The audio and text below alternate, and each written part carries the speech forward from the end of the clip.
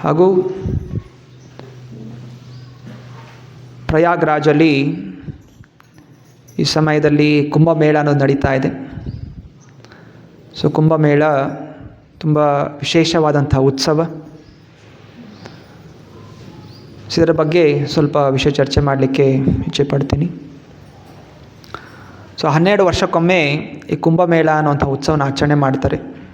ಅದು ಮುಖ್ಯವಾಗಿ 4 ಜಾಗಗಳಲ್ಲಿ. ಒಂದು ಪ್ರಯಾಗ್ರಾಜ್, ಎರಡನೇದು ನಾಸಿಕ್, ಮೂರನೇದು ಉಜ್ಜೈನ್ ಮತ್ತು ಹರಿದ್ವಾರ್.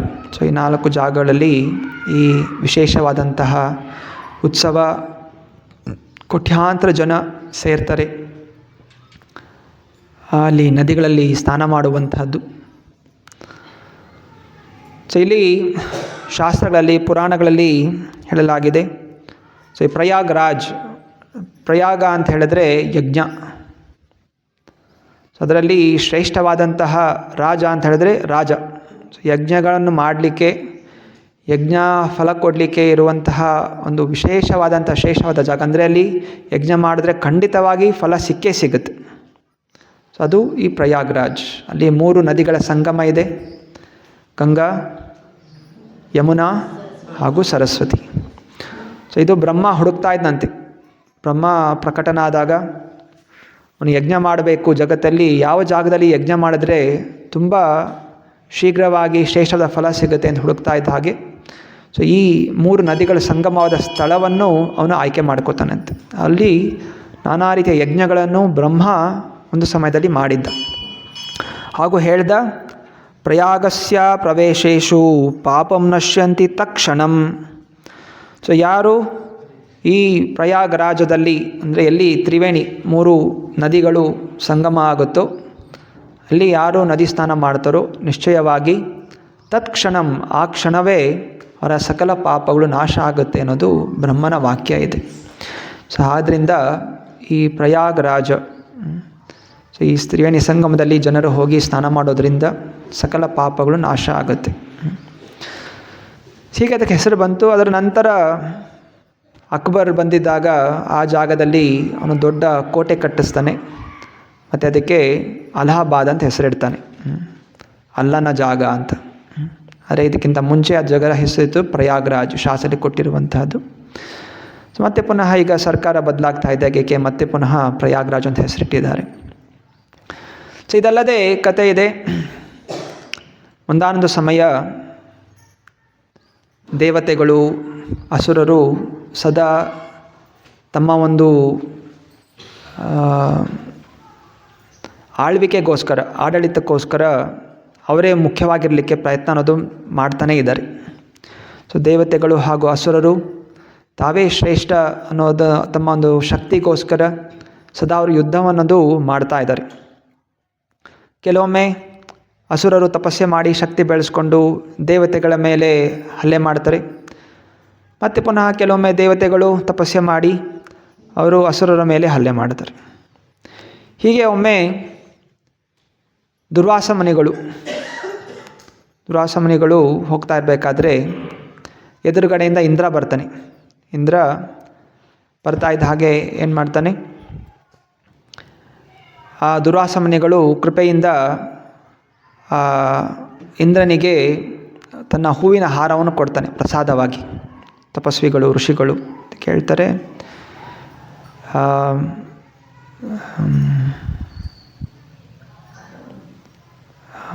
ಪ್ರಸಾದವಾಗಿ ಕೊಡ್ತಾರೆ.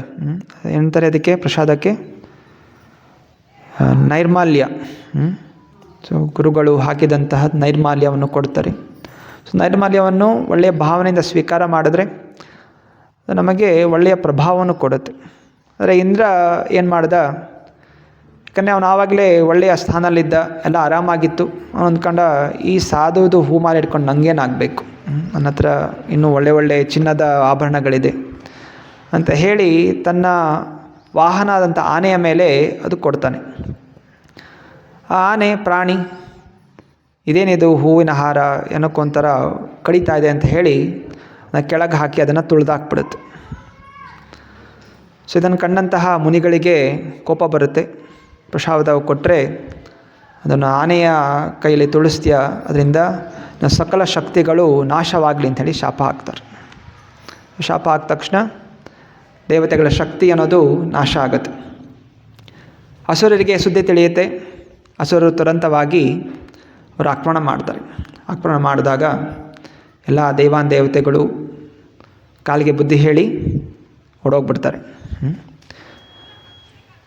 ಮತ್ತು ಎಲ್ಲ ತಮ್ಮ ಸ್ಥಾನ, ತಮ್ಮ ಆಸ್ತಿ ಪಾಸ್ತಿ, ತಮ್ಮ ಲೋಕ ಸ್ವರ್ಗ ಕಳ್ಕೊಂಡು ಎಲ್ಲ ದುಃಖಿತರಾಗಿ ಏನು ಮಾಡೋದು, ಎಲ್ಲ ಹೋಗಿ ಬ್ರಹ್ಮನ ಹತ್ರ ಹೋಗ್ತಾರೆ. ಬ್ರಹ್ಮ ನಮ್ಮನ್ನು ಕಾಪಾಡು. ಸೊ ಬ್ರಹ್ಮ ಹೇಳ್ತಾನೆ, ನಾನೇನು ಮಾಡೋದು, ಬನ್ನಿ ಶಿವನ ಹತ್ರ ಹೋಗೋಣ ಅಂತ. ಎಲ್ಲ ಶಿವನ ಹತ್ರ ಹೋಗ್ತಾರೆ. ಶಿವ ಹೇಳ್ತಾನೆ, ಇದಕ್ಕೆಲ್ಲ ಒಂದೇ ಪರಿಹಾರ, ನಾವು ಹರಿಯ ಆಶ್ರಯ ಪಡ್ಕೋಬೇಕು, ಎಲ್ಲ ವಿಷ್ಣು ಲೋಕಕ್ಕೆ ಹೋಗೋಣ ಅಂತ. ಸೊ ಎಲ್ಲ ಸೇರಿ ವಿಷ್ಣುವಿನ ಆರಾಧನೆ ಮಾಡ್ತಾರೆ ಕ್ಷೀರಸಾಗರದಲ್ಲಿ. ಸೊ ವಿಷ್ಣು ಪ್ರಕಟನಾಗಿ ಹೇಳ್ತಾನೆ, ಇದಕ್ಕೋಸ್ಕರ ನೀವು ಸಮುದ್ರ ಮಂಥನ ಮಾಡಬೇಕು. ಕ್ಷೀರಸಾಗರವನ್ನು ಮಂಥನ ಮಾಡಿದಾಗ ಸೊ ಅದರಿಂದ ನಿಮಗೆ ನಾನಾ ರೀತಿಯ ಶಕ್ತಿಗಳು ನಿಮಗೆ ಪ್ರಧಾನವಾಗುತ್ತೆ. ಅದರಿಂದ ನೀವು ಮತ್ತೆ ಪುನಃ ನಿಮ್ಮ ಸ್ಥಾನವನ್ನು ನೀವು ಪಡಿಬಹುದು. ಆದರೆ ಇದು ನಿಮ್ಮೊಬ್ಬರಿಂದನೇ ಸಾಧ್ಯ ಇಲ್ಲ. ಸಮುದ್ರ ಮಂಥನ ಮಾಡಬೇಕು ಅಂತ ಹೇಳಿದ್ರೆ ನೀವು ದೈತ್ಯರ ಸಹಾಯ ಪಡ್ಕೋಬೇಕು, ಅವ್ರನ್ನ ಕೇಳಬೇಕು. ನಿಮ್ಮ ಶತ್ರುಗಳಾಗಿ ಇರ್ಬೋದು, ಆದರೆ ಈಗ ನಿಮ್ಮ ಲಾಭಕ್ಕೋಸ್ಕರ ಶತ್ರುಗಳ ಜೊತೆ ಸಂಧಾನ ಮಾಡ್ಕೋಬೇಕು. ಮತ್ತು ಹರಿ ಹೇಳ್ತಾನೆ, ವಿಷ್ಣು ಹೇಳ್ತಾನೆ, ಇದು ಹಾವು ಇಲ್ಲಿನ ಒಂದು ಕತೆ. ಈ ಒಂದು ಬುದ್ಧಿಯನ್ನು ನೀವು ಉಪಯೋಗ ಮಾಡ್ಕೋಬೇಕು. ಏನು ಕತೆ ಅಂತ ಹೇಳಿದ್ರೆ, ಒಮ್ಮೆ ಒಬ್ಬ ಬೇಟೆಗಾರ ಹಾವು ಮತ್ತು ಇಲಿಯನ್ನು ಎರಡನ್ನೂ ತನ್ನ ಬಲೆಯಲ್ಲಿ ಅವನು ಹಿಡ್ಕೊಂಡ್ಬಿಡ್ತಾನೆ. ಹಾವಿಗೆ ಬಲೆಯಿಂದ ಹೊರಗೆ ಹೋಗಲಿಕ್ಕೆ ಆಗೋದಿಲ್ಲ. ಹಾವುಗೆ ಆಹಾರ ಇಲಿ.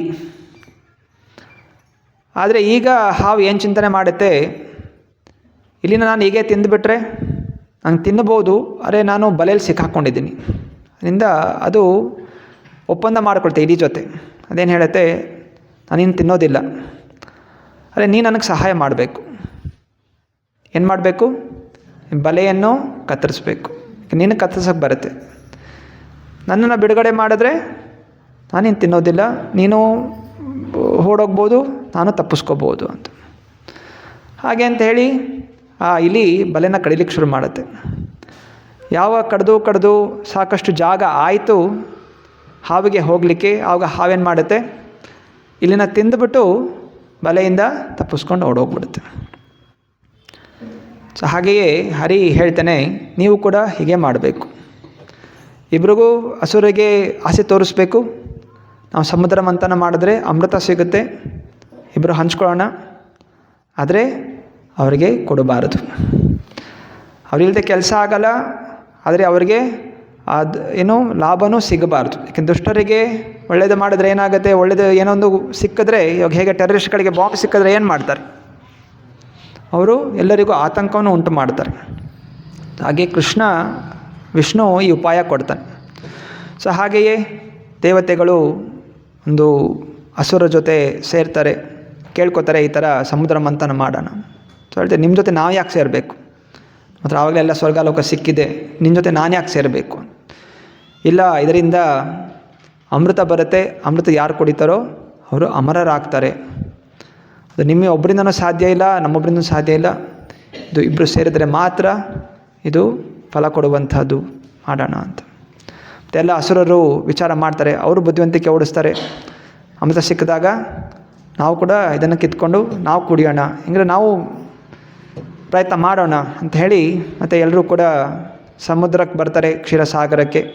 ನಾನಾ ರೀತಿಯ ದ್ರವ್ಯಗಳನ್ನು ಹಾಕ್ತಾರೆ, ಆಯುರ್ವೇದದ ಪದಾರ್ಥಗಳನ್ನು ಹಾಕ್ತಾರೆ. ಅನಂತರ ಈಗ ಅದನ್ನು ಮಂಥನ ಮಾಡಬೇಕು. ಮಂಥನ ಮಾಡಲಿಕ್ಕೆ ಮಂದಾರ ಪರ್ವತ ತರಬೇಕು. ಮಂದಾರ ಪರ್ವತ ತರಲಿಕ್ಕೆ ಯಾರಿಂದನೂ ಸಾಧ್ಯ ಇಲ್ಲ. ಪ್ರಯತ್ನ ಮಾಡ್ತಾರೆ, ಅರೆ ಅವ್ರ ಕೆಳಗಡೆ ಅವರು ಸಿಕ್ಕಾಕ್ಕೊಂಡು ಅನೇಕರು ಸಾಯ್ತಾರೆ. ಮತ್ತು ಪುನಃ ಹರಿನ ಪ್ರಾರ್ಥನೆ ಮಾಡ್ಕೋತಾರೆ. ಹರಿ ಗರುಡನ ಕಳಿಸ್ತಾನೆ.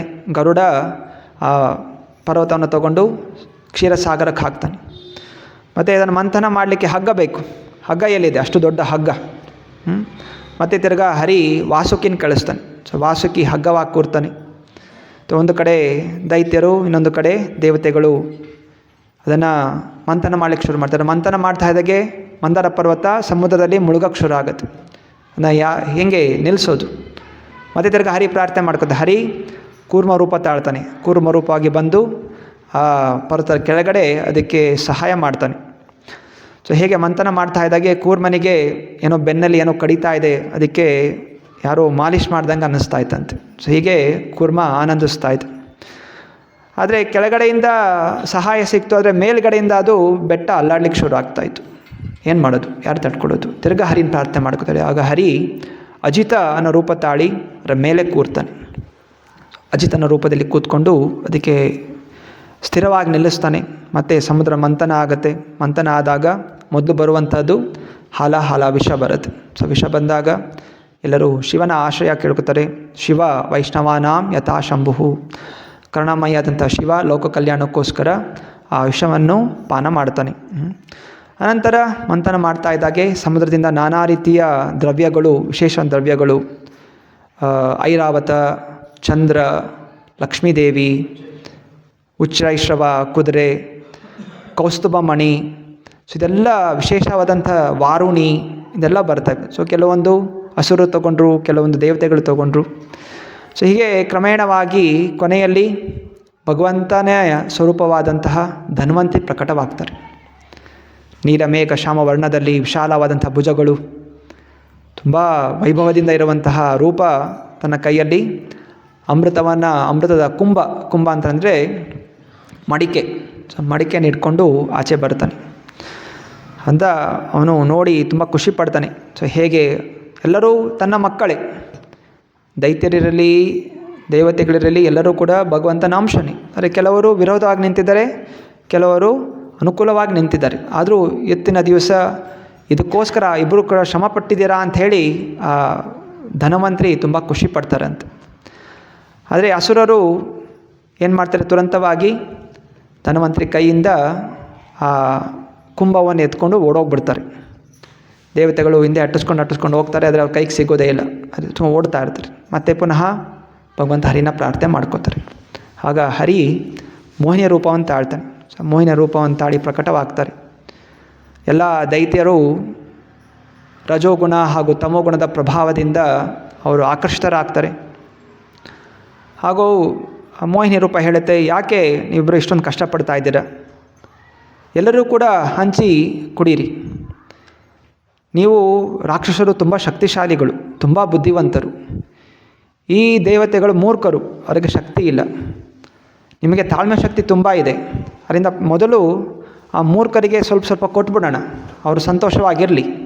ಅನಂತರ ನೀವು ಆರಾಮಾಗಿ ಅಮೃತವನ್ನು ಪಾನ ಮಾಡಿ ಅಂತ ಹೇಳ್ತಾರೆ. ಹಾಗೆಯೇ ಆ ಎಲ್ಲ ಅಸುರರು ಆ ಮೋಹಿತರಾಗಿ, ಅವಳ ಮಾತುಗಳಿಗೆ ಮೋಹಿತರಾಗಿ ಒಪ್ಕೋತಾರೆ. ಸೊ ಹಾಗೆಯೇ ಮೋಹಿನಿ ರೂಪಿ ಆ ಹರಿ ಎಲ್ಲ ಅಮೃತವನ್ನು ದೇವತೆಗಳಿಗೆ ಕುಡಿಸ್ಬಿಡ್ತಾರೆ. ಅಂತ ಅಲ್ಲಿ ರಾಹು ಕೇತು ಅದರ ಪ್ರಕಟ ಅನ್ನೋದು ಕೂಡ ಗೊತ್ತಿದೆ, ಹೇಗೆ ಗೊತ್ತಾಯಿತು. ಅಷ್ಟರಲ್ಲಿ ಎಲ್ಲ ಅಮೃತ ಪಾನ ಆಗೋಯ್ತು. ಪಾನ ಆಗ್ತಾಯಿದೆ, ಇನ್ನೂ ಸ್ವಲ್ಪ ಉಳಿದಿದೆ. ಆದರೆ ಅಷ್ಟರಲ್ಲಿ ಗೊತ್ತಾಗುತ್ತೆ, ಇವನು ಈ ರಾಹು ಕೇತುವಿನಿಂದ ಎಲ್ಲ ಅಸುರರು ಗೊತ್ತಾಗುತ್ತೆ ಇದು ವಿಷ್ಣು ಸ್ವರೂಪ. ಮತ್ತು ಅವ್ರು ಏನು ಮಾಡಿ ತಿರ್ಗಾ ಅವರು ಜಗಳ ಮಾಡೋಕ್ಕೆ ಶುರು ಮಾಡ್ತಾರೆ. ಮತ್ತು ತಿರ್ಗಾ ಅಟ್ಟಿಸ್ಕೊಂಡು ಹೋಗ್ತಾರೆ ದೇವತೆಗಳನ್ನು.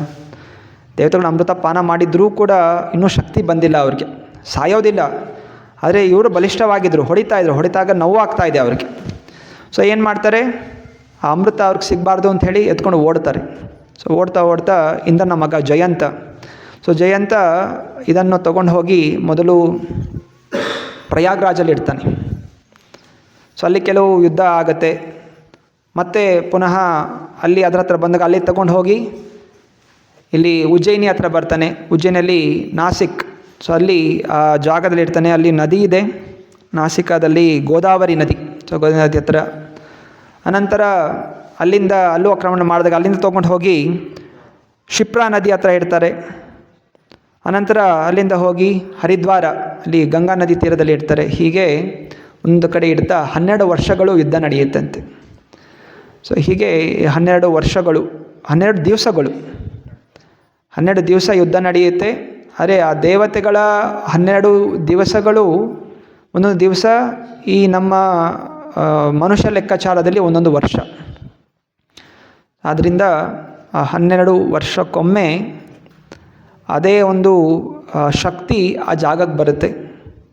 ಅದರಿಂದ ಯಾರು ಆ ಜಾಗದಲ್ಲಿ ಹೋಗಿ ಸ್ನಾನ ಮಾಡ್ತಾರೋ ಸಕಲ ಪಾಪಗಳಿಂದ ಅವರು ಮುಕ್ತರಾಗ್ತಾರೆ ಅನ್ನುವಂತಹದ್ದು ಪುರಾಣಗಳಲ್ಲಿ ನೀಡಲಾಗಿದೆ. ಅಂತ ಅನೇಕ ಜನರಲ್ಲಿ ಹೋಗಿ ಸ್ನಾನ ಮಾಡ್ತಾರೆ. ಬೇರೆ ಬೇರೆ ಆ ನಕ್ಷತ್ರ, ಇನ್ನೊಂದು ಸೂರ್ಯನ ಚಲನ, ಆ ಸಮಯ ಏನಿತ್ತು, ಸೂರ್ಯ ಬೇರೆ ಬೇರೆ ರಾಶಿಗಳಲ್ಲಿದ್ದ, ಆ ಒಂದು ರಾಶಿಯಲ್ಲಿ ಇದ್ದಾಗ ಆ ಒಂದು ಘಟನೆ ಅನ್ನೋದು ನಡೆಯಿತು. ಅದರಿಂದ ಅದೇ ಸಮಯದಲ್ಲಿ ಇವತ್ತು ಕೂಡ ಈ ಒಂದು ಸಮಯಕ್ಕೆ ಸೂರ್ಯ ಈ ರಾಶಿಗೆ ನುಗ್ತಾನೆ. ಮತ್ತು ಗುರು ಮತ್ತು ಸೂರ್ಯ ಯಾವುದೊಂದು ರಾಶಿಗೆ ಪ್ರವೇಶ ಮಾಡಿದಾಗ ಅಲ್ಲಿ ಆ ಶಕ್ತಿ ಅನ್ನೋದು ಆ ಜಾಗದಲ್ಲಿ ಉತ್ಪನ್ನ ಆಗುತ್ತೆ ಅನ್ನೋದು ಹೇಳಲಾಗಿದೆ. ಅದರಿಂದ ಆ ಒಂದು ದಿವಸದಲ್ಲಿ, ಆ ಒಂದು ಸಮಯದಲ್ಲಿ ಸ್ನಾನ ಮಾಡುವಂಥದ್ದು ತುಂಬ ಶ್ರೇಷ್ಠಕರ. ಸೊ ಪ್ರಭುಪಾದರು ಕೂಡ ಹೋಗಿದ್ದರು. ಕೋಟ್ಯಾಂತರ ಜನ ಸೇರ್ತಾರೆ. ಸೊ ಪ್ರಭುಪಾದರು ಹೋದಂಥ ಉದ್ದೇಶ ಅವ್ರಿಗಲ್ಲಿ ಹೋಗಿ ಸ್ನಾನ ಮಾಡಬೇಕು ಅಂತಲ್ಲ, ಬದಲಾಗಿ ಈ ಒಂದು ಅವಕಾಶ ಎಲ್ಲಿ ಇಷ್ಟೊಂದು ಜನ ಸೇರಿದ್ದಾರೆ, ಅದರಿಂದಲ್ಲಿ ಹರಿಕೀರ್ತನೆ ಮಾಡುತ್ತಾ ಅವರೆಲ್ಲರನ್ನೂ ಕೂಡ ಹರಿಭಕ್ತಿಯಲ್ಲಿ ತೊಡಗಿಸ್ಬೇಕು ಅನ್ನೋ ಉದ್ದೇಶದಿಂದ ಪ್ರಭುಪಾದರಲ್ಲಿ ಹೋಗಿದ್ದರು. ತನ್ನ ಶಿಷ್ಯಂದ್ರ ಮೂಲಕ ಪ್ರಸಾದ ತಯಾರು ಮಾಡಿದ್ರು. ಲಕ್ಷಾಂತರ ಜನರಿಗೆ ಪ್ರಸಾದ ವಿತರಣೆ ಮಾಡಿದ್ರು. ಭಗವದ್ಗೀತೆ ವಿತರಣೆ ಮಾಡಲಿಕ್ಕೆ ಪ್ರಯತ್ನ ಮಾಡ್ತಾಯಿದ್ರು. ಆಗ ಅಲ್ಲಿ ಕೆಲವು ಶಿಷ್ಯಂದ್ರ ಬಂದು ಪ್ರಭುಪಾದಕ್ಕೆ ಹೇಳಿದ್ರು, ಪ್ರಭುಪಾದ ಇಲ್ಲಿ ಅನೇಕ ಯೋಗಿಗಳು ಬಂದಿದ್ದಾರೆ. ಒಬ್ಬ ಯೋಗಿ ಹಿಂಗೆ ನೀರಲ್ಲಿ ಮುಳುಗ್ತಾನೆ, ಇಲ್ಲಿಂದ ಮುಳುಗಿ ಇನ್ನೊಂದು ನದಿಯಲ್ಲಿ ಬರ್ತಾನೆ. ಇನ್ನೊಬ್ಬ ಕೇವಲ ಕೈ ಮೇಲೇ ಇಟ್ಕೊಂಡಿರ್ತಾನೆ, ನನ್ನ ಕೈ ಕೆಳಗೇ ಇಳಿಸೋದಿಲ್ಲ. ಎಷ್ಟೋ ವರ್ಷಗಳಿಂದ ಅವನು ಹಾಗೇ ಇದ್ದಾನೆ. ಇನ್ನು ಕೆಲವರು ನದಿ ಮೇಲೆ ನಡೀತಾರೆ, ಇನ್ನೆಲ್ಲ ಮುಳ್ಳು ಮೇಲೆ ನಡೀತಾರೆ, ಮೊಳೆಗಳ ಮೇಲೆ, ಹೀಗೆಲ್ಲ ಇದೆ. ಪ್ರಭುಪಾದ ಹೇಳಿದರು, ಹೌದು ಇದೆಲ್ಲ ಸಿದ್ಧಿಗಳು. ನಾನಾ ರೀತಿಯ ತಪಸ್ಸೆಗಳನ್ನು ಮಾಡೋದ್ರಿಂದ, ಏಕಾಂತದಲ್ಲಿ ತಪಸ್ಸೆ ಮಾಡಿದ ಒಬ್ಬ ವ್ಯಕ್ತಿಯಲ್ಲಿ ಅಶಿತ, ವಶಿತ, ಲಗಿಮ, ಮಹಿಮ ಅಂದರೆ ತುಂಬ ಭಾರಿ ಆಗುವಂಥದ್ದು, ತುಂಬ ಸೂಕ್ಷ್ಮವಾದಂಥದ್ದು, ತುಂಬ ಸಣ್ಣಕ್ಕಾಗುವಂಥದ್ದು, ತುಂಬ ವಿಶಾಲವಾಗಿ ಆಗುವಂಥದ್ದು, ಅದೃಶ್ಯವಾಗುವಂಥದ್ದು, ಇನ್ನೊಬ್ಬರನ್ನ ವಶಪಡಿಸಿಕೊಳ್ಳುವಂಥದ್ದು, ಇದು ನಾನಾ ಸಿದ್ಧಿಗಳು ಒಬ್ಬನಿಗೆ ಸಿಗುತ್ತೆ. ಆದರೆ ಇದ್ಯಾವುದೂ ಕೂಡ ಶಾಶ್ವತ ಅಲ್ಲ. ಯಾವುದೇ ಸಿದ್ಧಿಗಳು ಶಾಶ್ವತ ಅಲ್ಲ. ಇಂತಹ ಸಿದ್ಧಿಗಳು ದೇಹ ಇರೋ ತನಕ ಇರುತ್ತೆ. ಅದೇ ರೀತಿ ಅನೇಕರು ತಪಸ್ಸೆ ಮಾಡಿದರು. ಹಿರಣ್ಯಾಕ್ಷಿಪು, ಹಿರಣ್ಯಾಕ್ಷ ಎಲ್ಲರೂ ಕೂಡ ತಪಸ್ಸೆ ಮಾಡಿದ್ದಾರೆ, ಸಿದ್ಧಿಗಳು ಪಡ್ಕೊಂಡಿದ್ರು. ಅವರು ಅದೇ ದೇಹದಲ್ಲಿ ಎಲ್ಲ ಲೋಕಗಳಿಗೆ ಹೋಗ್ಬೋದಾಗಿತ್ತು. ಇದೆಲ್ಲ ಒಂದು ಸಿದ್ಧಿ. ಬೇರೆ ಲೋಕಗಳಿಗೆ ಹೋಗಬೇಕು ಅಂದರೆ ಬೇರೆ ಶರೀರ ಪ್ರಾಪ್ತಿ ಮಾಡಬೇಕು. ಆದರೆ ಆ ಸಿದ್ಧಿಯಿಂದ ಅವರು ಅದೇ ದೇಹದಲ್ಲಿ ನಾನಾ ಲೋಕಗಳಿಗೆ ಹೋಗ್ತಾಯಿದ್ರು, ಹಾರ್ಕೊಂಡು ಹೋಗ್ತಾಯಿದ್ರು. ಅವ್ರಿಗೆ ಯಾವುದೇ ವಾಹನ ಬೇಕಾಗಿಲ್ಲ, ಏನೂ ಇಲ್ಲ. ಸೊ ಇಂತಹ ಸಿದ್ಧಿಗಳಿದ್ದರೂ ಕೂಡ ಅವರೆಲ್ಲ ಏನಾದರೂ ಒಂದು ದಿವಸ ವಿನಾಶವನ್ನು ಹೊಂದಿದ್ರು. ಆದ್ದರಿಂದ ನಾವು ಏನರಲ್ಲಿ ಸ್ನಾನ ಮಾಡಬೇಕು? ಹರೇ ಕೃಷ್ಣ ಕೃಷ್ಣ ಕೃಷ್ಣ ಹರೇ ಹರೇ, ಹರೇ ರಾಮ ರಾಮ ರಾಮ ಹರೇ ಹರೇ ಎನ್ನುವ ಹರಿಯ ನಾಮದ ನದಿಯಲ್ಲಿ ನಾವು ಸ್ನಾನ ಮಾಡಬೇಕು. ಇದರಿಂದ ಸಕಲ ದೋಷ, ಕೆಟ್ಟ ಕೆಲಸ ಮಾಡುವಂಥ ವೃತ್ತಿ ಅನ್ನೋದು ನಾಶವಾಗುತ್ತೆ. ಕೇವಲ ಹೋಗಿ ಸ್ನಾನ ಮಾಡಿ ಮತ್ತೆ ಪುನಃ ಬಂದು ಕೆಟ್ಟ ಕೆಲಸಗಳು ಮಾಡ್ತಾ ಇದ್ದರೆ ಏನೇ ರೀತಿ ಪ್ರಯೋಜನ ಅನ್ನೋದು ಆಗೋದಿಲ್ಲ. ಪಾಪ ತೊಳೆದು ತಿರ್ಗ ಪಾಪಗಳ ಕೆಲಸ ಮಾಡೋದ್ರಿಂದ ಏನೂ ಪ್ರಯೋಜನ ಇಲ್ಲ. ಪಾಪ ಮಾಡುವಂಥ ವೃತ್ತಿ ಹೋಗಬೇಕು, ಆ ಪಾಪನ ಚಿಂತನೆ ಹೋಗಬೇಕು ಅಂತ ಹೇಳಿದ್ರೆ ಅದು ಕೇವಲ 4 ನಿಯಮಗಳ ಪಾಲನೆ, ಹರೇ ಕೃಷ್ಣ ಮಹಾಮಂತ್ರ ಜಪ, ಶ್ರೀಮದ್ ಭಾಗವತಮನ್ನು ಪ್ರತಿನಿತ್ಯ ಪಠಣ ಮಾಡುವಂಥದ್ದು, ತುಳಸಿಯ ಆರಾಧನೆ ಮಾಡುವಂಥದ್ದು, ಸಾಧು ಸಂಘದಲ್ಲಿರುವಂಥದ್ದು, ಇದು ಮಾತ್ರ ನಮಗೆ ಪರಿಹಾರ ಅದು ಕೊಡುತ್ತೆ. ಅದ್ರ ಪ್ರಭುಪಾದ ಹೇಳ್ತಾಯಿದ್ರು, ಸೊ ನೀವು ಇಲ್ಲಿ ಪ್ರಚಾರವನ್ನು ಮಾಡಿ, ಕೇವಲ ಇಂತಹ ಯೋಗ ಸಿದ್ಧದಿಂದ ಆಕರ್ಷಿತರಾಗಬೇಡಿ. ಇದು ಕೇವಲ ಅಲ್ಪ ಬುದ್ಧಿ ಇರುವಂಥವರು ಇದಕ್ಕೋಸ್ಕರ ಆಕರ್ಷಿತರಾಗ್ತಾರೆ. ಸೊ ಇದಕ್ಕೋಸ್ಕರ ನೀರು ಮೇಲೆ ನಡಿಬೇಕು ಅಂತ ಹೇಳಿದ್ರೆ ಅದು ಅವಶ್ಯಕತೆ ಇಲ್ಲ. ಅದಕ್ಕೋಸ್ಕರ ಯೋಗ ದೋಣಿಗಳಿದೆ, ಶಿಪ್ಗಳಿದೆ, ಹಡಗಳು ಹೋಗ್ಬೋದು. ಹಾರಾಡಬೇಕು, ಅದಕ್ಕೋಸ್ಕರ ಏರೋಪ್ಲೇನ್ಗಳಿದೆ. ಇದ್ಯಾವುದು ಕೊಡೋದಿಲ್ಲ. ಯಾವುದು ಅದು ಕೇವಲ ಭಕ್ತಿ ಮಾತ್ರ. ಸೊ ಕೇವಲ ಭಕ್ತಿಯಿಂದ ಮಾತ್ರ ಒಬ್ಬನು ಈ 14 ಲೋಕಗಳ ಆಚೆ ಇರುವಂತಹ ವೈಕುಂಠ ಲೋಕವನ್ನು ಪ್ರವೇಶ ಮಾಡ್ಬೋದು. ಯಾವುದೇ ಸಿದ್ಧಿಗಳಿಂದ ವೈಕುಂಠ ಲೋಕ ಹೋಗಲಿಕ್ಕೆ, ಆಚೆ ಹೋಗಲಿಕ್ಕೆ ಸಾಧ್ಯ ಇಲ್ಲ. ಆದ್ದರಿಂದ ನಾವು ಹರಿಕೀರ್ತನೆ ತೊಡಗಬೇಕು. ಇದು ತುಂಬ ಮುಖ್ಯಕರವಾದಂಥದ್ದು. ಈ ಹರಿಕೀರ್ತನೆ ಯಾರು ಬೇಕಾದರೂ ಎಲ್ಲಿ ಬೇಕಾದರೂ ಮಾಡ್ಬೋದು. ಅದಕ್ಕೋಸ್ಕರ 12 ವರ್ಷ ಕಾಯುವಂಥ ಅವಶ್ಯಕತೆ ಇಲ್ಲ. ಈ ಕ್ಷಣ ನೀವು ಮನಸ್ಸು ಮಾಡಿದ್ರೆ, ಶುದ್ಧವಾದ ಭಕ್ತಿಯಿಂದ ನಾವು ಹರೇ ಕೃಷ್ಣ ಮಹಾಮಂತ್ರ ಜಪಿಸಿದ್ರೆ ನಮ್ಮ ಸಕಲ ಪಾಪಗಳು, ಪಾಪದ ಚಿಂತನೆಗಳು ಎಲ್ಲವೂ ಕೂಡ ಮುಕ್ತವಾಗುತ್ತೆ. ಕೆಲವು ನಾವು ಒಬ್ಬರೇ ಅಲ್ಲ, ನಮ್ಮ ಹಿಂದಿನ 21 ಪೀಳಿಗೆಗಳು ಕೂಡ ಮುಕ್ತಿಯನ್ನು ಹೊಂದುತ್ತೆ. ಹರೇ ಕೃಷ್ಣ. ಏನಾದ ಪ್ರಶ್ನೆಗಳಿದೆಯಾ ಇವತ್ತಿನ?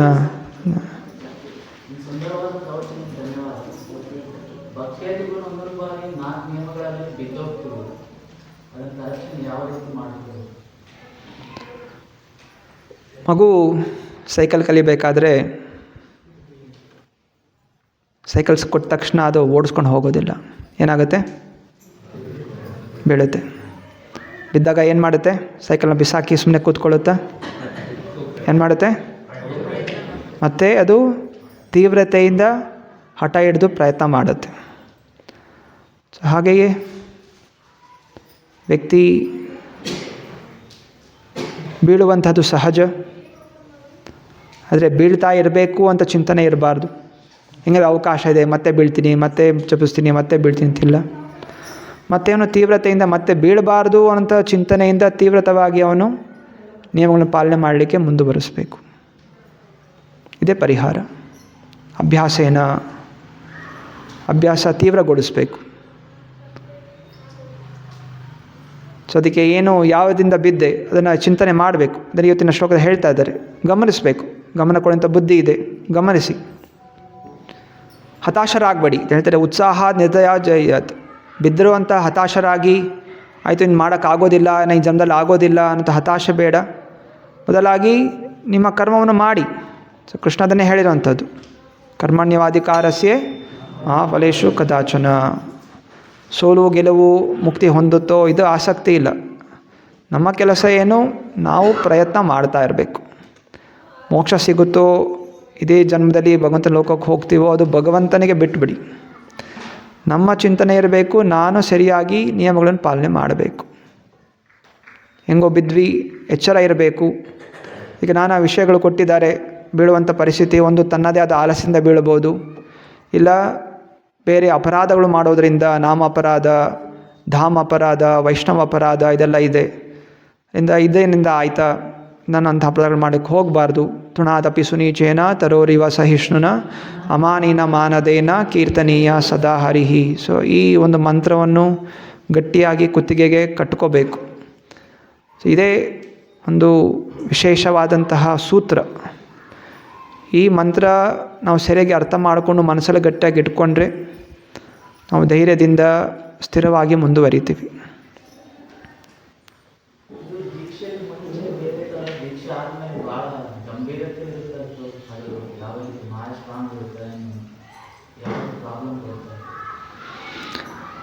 ದೀಕ್ಷಾ ಕೊಡಲಿಕ್ಕಿಂತ ಮುಂಚೆ ಒಬ್ಬ ವ್ಯಕ್ತಿ ಅಜ್ಞಾನದಲ್ಲಿ ಇರ್ತಾನೆ.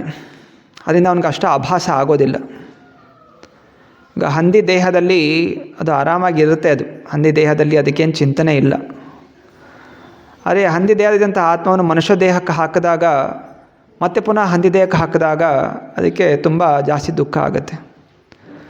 ಹಾಗೆಯೇ ವ್ಯಕ್ತಿ ಅಜ್ಞಾನದಲ್ಲಿದ್ದಾಗ ಅವನಿಗೆ ಅಷ್ಟು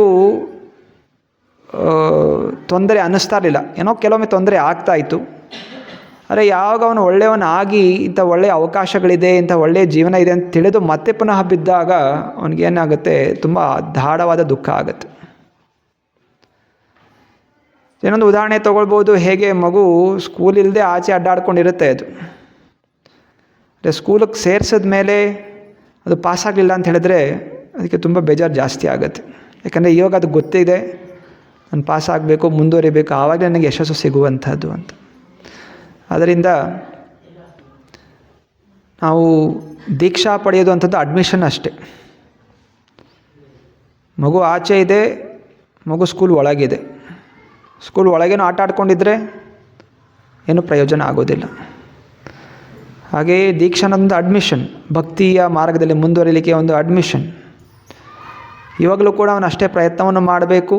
ಎಲ್ಲಿ ತನಕ? ಈ ದೇಹ ಹೋಗೋ ತನಕ. ಯಾವಾಗ ಅವನು ನಿಲ್ತಾನೆ, ಆಯಿತು ನಾನು ಮಾಡಿಬಿಟ್ಟಿದ್ದೀನಿ, ಆಗ ಚೆನ್ನಾಗಿ ನಾನು ಕಲ್ತ್ಕೊಂಡ್ಬಿಟ್ಟಿದ್ದೀನಿ, ನಾನು ಬೇರೆಯವ್ರಿಗಿಂತ ಮೇಲಿದ್ದೀನಿ.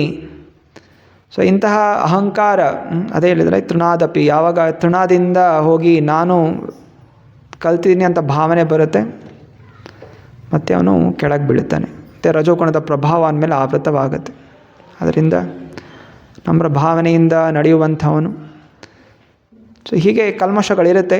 ಅದು ಹಿಂದಿನ ತರಗತಿಯಲ್ಲೂ ಕೂಡ ಪ್ರವಚನದಲ್ಲಿ ಚರ್ಚೆ ಮಾಡಿದ್ವಿ. ಹೇಗೆ ಹಂತಗಳಿದೆ: ಸಾಧು ಸಂಘ, ಭಜನ ಕ್ರಿಯಾ, ಅನರ್ಥ ನಿವೃತ್ತಿ.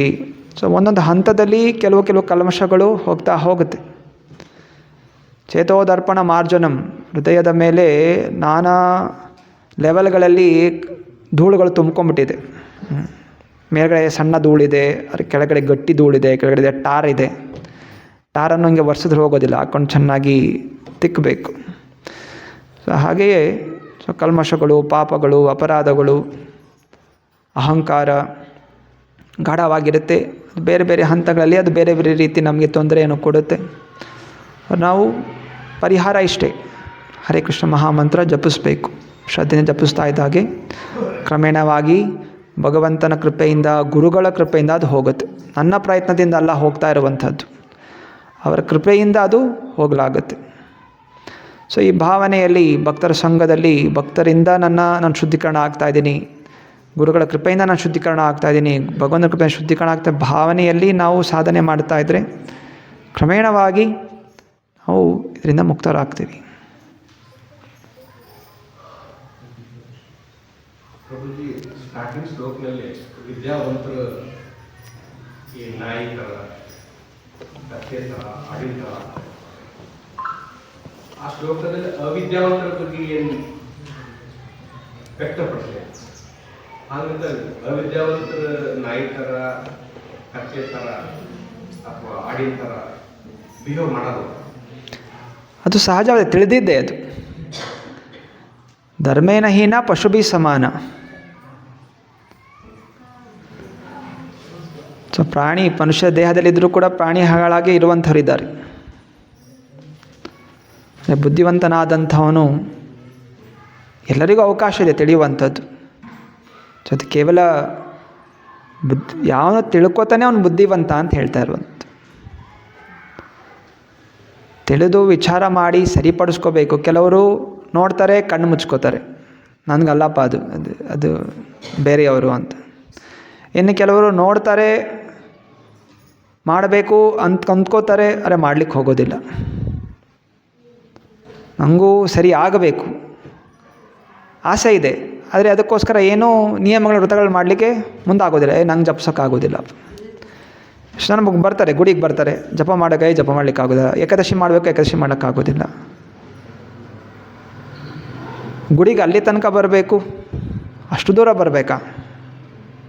ಅರೆ ಕೆಲಸಕ್ಕೋಸ್ಕರ ಊರೂರೆಲ್ಲ ಸುತ್ತಾಡ್ತಾರೆ, ಹಸಿವು ಇಲ್ಲದೆ ಅಲ್ಲಿ ಇಲ್ಲಿ ಒದಾಡಿಕೊಂಡು ಹೆಂಗೆಲ್ಲ ಮಾಡಿಕೊಂಡು ದುಡ್ಡು ಸಂಪಾದನೆ ಮಾಡಲಿಕ್ಕೆಲ್ಲ ಪ್ರಯತ್ನ ಮಾಡ್ತಾರೆ. ಆದರೆ ಏಕಾದಶಿ ಮಾಡಿ, ಚಾತುರ್ಮಾಸ್ಯ ಮಾಡಿ, ಭಕ್ತರ ಸಂಘ ಮಾಡಿ ಅದಕ್ಕೆ ತಯಾರಿಲ್ಲ.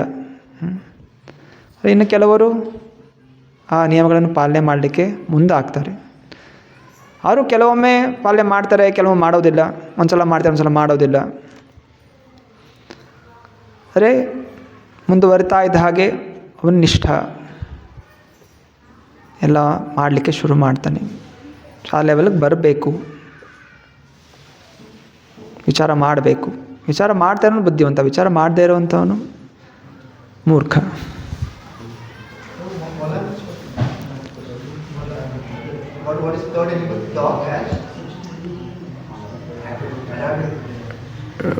ಖರ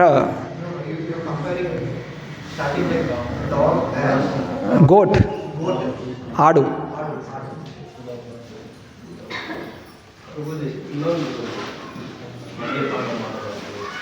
ಮದ್ಯಪಾನ ಬಗ್ಗೆ 4 ವಿಷಯ ಬಗ್ಗೆ 4 ನಿಯಮಗಳು. ಬಟ್ ಜನರಲಿ ಯಾರು ಮದ್ಯಪಾನ ಮಾಡ್ತಾರ ಅವರೇ ಸತ್ಯ ನುಡಿತಾರ ಅಂತ ಜನರಲ್ ಆಗಿ ಅನ್ಸುತ್ತೆ. ಈ ಒಂದು ಕಡೆ ಹೇಳ್ತಿದ್ದೆವು ಮದ್ಯಪಾನ ಮಾಡೋದ್ರಿಂದ ಸತ್ಯನ ಸಾಯಿತದ ಅಂತ. ಪ್ರಾಕ್ಟಿಕಲಿ ಹಿಂಗ್ ವ್ಯಕ್ತಪಡಿಸ್ತೈತಿ, ಥೆರೋಟಿಕಲಿ ಹಿಂಗ್ ಆಗ್ತಾ ಇದೆ. ಇನ್ನೊಂದು ಪ್ರಶ್ನೆ ಹೇಳಿದ್ರಿ, ಯಾವುದೇ ಆವಿಷ್ಕಾರದಿಂದ, ರಿಸರ್ಚ್ ಮಾಡಲಿಂದ ಏನು ಸಾಧನೆ ಮಾಡೋಕ್ಕಾಗಲ್ಲ.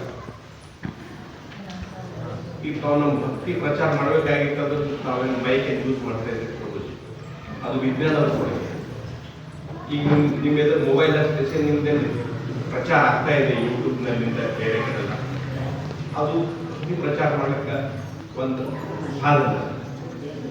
ಹೌದು. ಅಲ್ಲಿ ಅನಾನುಕೂಲಕ್ಕಿಂತ ಅನುಕೂಲನೇ ಜಾಸ್ತಿ ಇದೆ ಅಂತ ನನಗೆ ಅನಿಸ್ತಾ ಇದೆ ನೀವು ಎರಡು. ಹಾಂ, ಧನ್ಯವಾದ. ಸೊ 2 ಪ್ರಶ್ನೆಗಳು ಕೇಳಿದ್ರಿ. ಒಂದು, ಮದ್ಯಪಾನ ಮಾಡಿದಂಥ ಒಂದು ಸತ್ಯ ನುಡಿತಾನೆ ಅಂತ. ಸೊ ಮದ್ಯಪಾನ ಮಾಡಿ ಅವನೇನು ಸತ್ಯ ನುಡಿತಾನೆ, ಯಾವ ಸತ್ಯ ನುಡಿತಾನೆ? ತಾನು ಮಾಡಿರುವಂತಹ ಕೆಟ್ಟ ಕೆಲಸಗಳನ್ನು ಕೆಲವು ಒದರ್ಬೋದು ಅಷ್ಟೇ. ಆದರೆ ನಾವಿಲ್ಲಿ ಹೇಳ್ತಾ ಇರುವಂಥದ್ದು ತಪಸ್ಯ ಮಾಡಬೇಕು, ಏಕಾದಶಿ ವ್ರತಗಳು ಮಾಡಬೇಕು, ಪ್ರತಿನಿತ್ಯ ಜಪ ಮಾಡಬೇಕು ಅಂತ ಹೇಳಿದರೆ ಒಬ್ಬನಿಗೆ ಏಕಾಗ್ರತೆ ಅನ್ನೋದು ಬೇಕಾಗತ್ತೆ. ಯಾವಾಗ ವ್ಯಕ್ತಿ ಮದ್ಯಪಾನ ಮಾಡ್ತಾನೆ, ನರಗಳು, ಮೆದುಳು ಶಕ್ತಿ ಎಲ್ಲ ಕ್ಷೀಣವಾಗುತ್ತೆ. ಸೊ ಅಂತಹ ಸಮಯದಲ್ಲಿ ಅವನು ತಪಸ್ಯ ಮಾಡಲಿಕ್ಕೆ ಆಗೋದಿಲ್ಲ. ತಪಸ್ಯದಲ್ಲಿ ಮುಂದುವರಿಲಿಕ್ಕೆ ಅವನಿಗೆ ನಿಷ್ಠೆ ಅನ್ನೋದು ಬರೋದಿಲ್ಲ. ಸೊ ಯಾರು ಈ 4 ನಿಯಮಗಳ ಪಾಲನೆ ಮಾಡ್ತಾನೆ, ಅವನ ಏಕಾಗ್ರತೆ ಶಕ್ತಿ ಇರುತ್ತೆ. ಅವನು ಯಾವುದೇ ಸಂದರ್ಭದಲ್ಲಿ ಉದ್ವೇಗಗೊಳ್ಳೋದಿಲ್ಲ. ಏಕಾಗ್ರತೆಯಿಂದ ತನ್ನ ಗುರಿಯ ಕಡೆ ಅವನು ಮುಂದುವರಿತಾ ಹೋಗ್ತಾನೆ. 2ನೇ ಪ್ರಶ್ನೆ ಕೇಳಿದಂತಹದ್ದು, ಸಂಶೋಧನೆ ಮಾಡೋದರಿಂದ ಲಾಭಗಳು ಜಾಸ್ತಿ ಇದೆಯಲ್ಲ ಅಂತ. ಹೌದು, ಸಂಶೋಧನೆ ಮಾಡಿದಂಥವನು ಆಧ್ಯಾತ್ಮಿಕ ಪ್ರಚಾರ ಮಾಡಬೇಕು ಅಂತ ಸಂಶೋಧನೆ ಮಾಡ್ತಾ ಇಲ್ಲ. ಅವನು ಯೂಟ್ಯೂಬ್ ಮಾಡಿದ್ದು, ಮೈಕ್ ಮಾಡಿದ್ದು ಅವನು ಪ್ರವಚನ ಕೊಡಲಿಕ್ಕೆ ಅಂತ ಮಾಡಿಲ್ಲ. ಅವನು ಮಾಡಿದ್ದೇನಕ್ಕೋಸ್ಕರ ಅವನು ಡ್ಯಾನ್ಸ್ ಮಾಡಬೇಕು, ಭೌತಿಕ ಹಾಡುಗಳನ್ನ ಹಾಡಬೇಕು, ಭೌತಿಕ ವಿಷಯಗಳ ಪ್ರಚಾರ ಆಗಬೇಕು ಅಂತ ಮಾಡಿದಂಥವ್ರು. ಆದರೆ ಭಕ್ತಾದಿಗಳು ಆ ಒಂದು ಸಂಶೋಧನೆಯನ್ನು ಕೂಡ, ಆ ಮಾಯೆಯನ್ನು ಕೂಡ ಭಗವಂತನ ಸೇವೆಯಲ್ಲಿ ತೊಡಗಿಸ್ತಾರೆ. ಇದು ಭಕ್ತರ ಗುಣ. ಯಾಕಂದರೆ ಭಕ್ತರಿಗೆ ತಿಳಿದಿದೆ, ಜಗತ್ತಿನ ಸಕಲ ಶಕ್ತಿಗಳು ಭಗವಂತನ ಸೇವೆಗೋಸ್ಕರ. ಅಂದರೆ ಭೌತಿಕ ವ್ಯಕ್ತಿಗೆ ಅದು ಗೊತ್ತಿಲ್ಲ. ಸೊ ಭೌತಿಕ ವ್ಯಕ್ತಿ ಅದನ್ನು ತನ್ನ ಲಾಭಕ್ಕೋಸ್ಕರ, ತನ್ನ ಇಂದ್ರಿಯ ತೃಪ್ತಿಗೋಸ್ಕರ ಉಪಯೋಗ ಮಾಡ್ತಾನೆ. ಅಂದರೆ ಭಕ್ತರು ಯುಕ್ತ ವೈರಾಗ್ಯ, ಸಕಲ ಶಕ್ತಿಗಳನ್ನು, ಸಕಲ ವ್ಯವಸ್ಥೆಗಳನ್ನು ಭಗವಂತನ ಸೇವೆಗೋಸ್ಕರ ಉಪಯೋಗಿಸ್ತಾನೆ. ಸೊ ಅದರಿಂದ ಭಗವಂತನ ಸೇವೆ ಮಾಡಬೇಕು ಅಂತ ಮಾಡಿದಂಥ ಬುದ್ಧಿ ಇರೋದು ಭಕ್ತರಿಗೆ, ಭೌತಿಕ ಜನರಿಗಲ್ಲ. ಸೊ ಭಕ್ತರು ಏನು ಸಿಕ್ಕಿದ್ರೂ ಕೂಡ, ಹಿಂದಿನ ಸಮಯದಲ್ಲಿ ಮೈಕ್ ಇರಲಿಲ್ಲ, ಆದರೂ ಕೂಡ ಪ್ರವಚನಗಳು ನಡೀತಾ ಇತ್ತು. ಶುಕದೇವ ಗೋಸ್ವಾಮಿಗಳು ಪ್ರವಚನ ಕೊಡಬೇಕಾದ್ರೆ 60,000 ಜನರಿದ್ದರು. ನಾವಿಲ್ಲಿ 100 ಜನಕ್ಕೂ ಕೂಡ ಮೈಕ್ ಇದ್ರೂ ಕೂಡ ಕಿವಿ ಕೇಳಿಸೋದಿಲ್ಲ, ಅಥವಾ ಅಲ್ಲಿ ನಿದ್ರೆ ಮಾಡ್ತಾ ಇರ್ತಾರೆ.